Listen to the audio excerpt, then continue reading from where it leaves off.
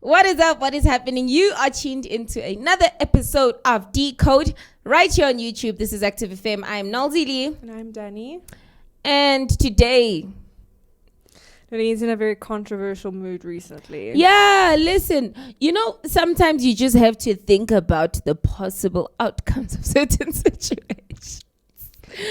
We're talking about Saint Teresa, Mother Teresa. Teresa, the lady who did the Teresa-ing things. Wow. We are going to discuss if Saint Teresa really was a saint.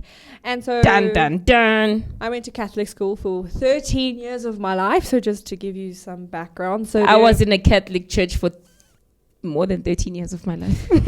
So basically what happens is there's 4 steps to becoming a saint. So the first one is that you have to have proved that you're like a worthy follower of God. And then the second one, I can't remember the second one. The third one is you do your first miracle and then you become beatified, which means you become Mother Teresa or Father Joshua.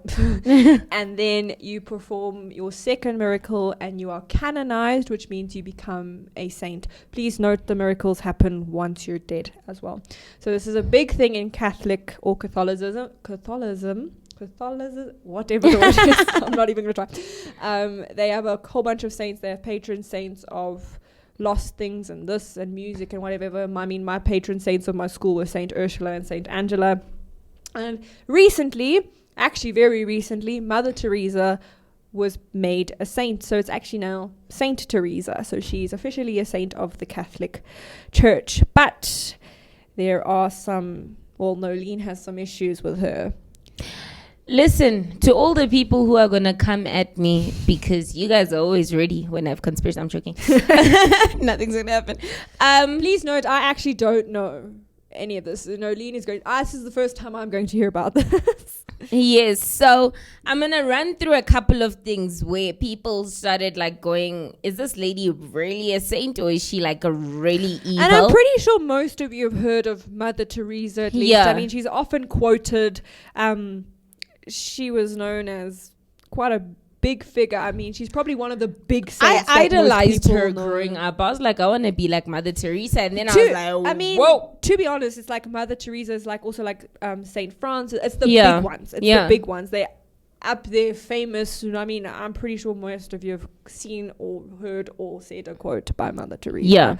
And with her, basically, mainly, most of her ministry was for poor people. So she'd go and build these shelters, sort of things, to give them aid and care and all of this stuff.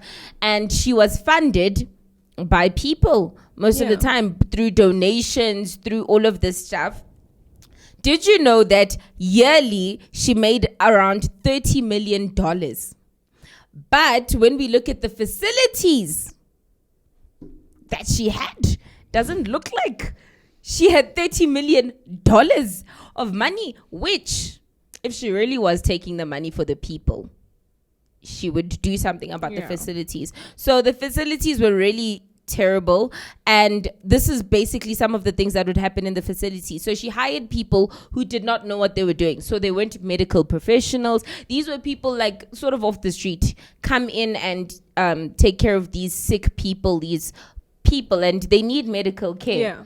And she wouldn't. I mean, I don't exactly want a doctor who doesn't have a doctorate or doesn't even know anything about medicine and stuff. Please don't come in the doctor's room if you haven't been educated. Many people who would come in sick and wouldn't get better after a while would be kicked back out onto the streets. Really? Without receiving That's treatment. Disgusting. They used needles on several people after washing them under a tap water. They would take tap water and rinse the needle and poke jab. Danny now has been poke jabbed with the same needle that just poke jabbed me and poke jabbed 30 million other people. These weren't medical professionals. Was the needle for? What was I don't know why they're injecting these people medicine or whatever. I have the biggest fear of needles. Okay. A funny story, I was in grade 11 and I had to go for this shot of something. I was so reluctant. My mom had to call security to pick me up in Discam and put me in the vaccination room. And I kicked and screamed. Yeah. I was 17 years old. I don't think I got anything at that age. No. It was some cancer thing. I don't know. Another thing that happened was that they'd wash clothes that were covered in feces and urine next to the silverware that people would eat That's in. so unhygienic. Oh no. People bathed in cold water until one guy actually came and he's like, I'm going to install generators because this is terrible. And then he actually ended up doing that so that at least have hot water. It might be expensive, but you're getting 30 million a year and you haven't. It gets worse. Oh no. The same guy then said, this place is terrible. He said this to Mother Teresa. This place is honestly like, I need to revamp this place. I want to remodel the place. And he wanted to start doing renovations on the place. And what she said to him was, no, Jesus wants it like this. This is how Jesus wants it, is her exact words. So they were never renovated. The places stayed the same. Please bring me the Bible verse that says that. I would love to see it. Please open up your whatever book you are. What? Yeah. Very little of that 30 million a year that she was receiving actually went into improving the facilities. Where did the money go? Exactly. And this is $30 million a year. And I mean, that's back then. Yeah. That was not now. A lot back then.